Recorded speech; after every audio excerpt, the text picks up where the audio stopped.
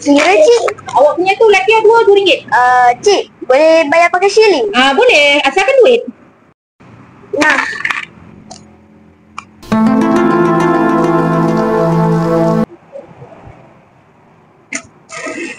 Nasib Fosin.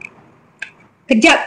1, 2, 3, 4, 5, 6, 7, 8, 9, 10, 11, 12, 13, 14, 15, 16, 17, 18, 19, 20. Okey. Cukup. Saya punya cik. Awak punya tu laki dua RM2. Boleh bayar shilling? Boleh, yang penting duit. Duit shilling duit kan? Nah.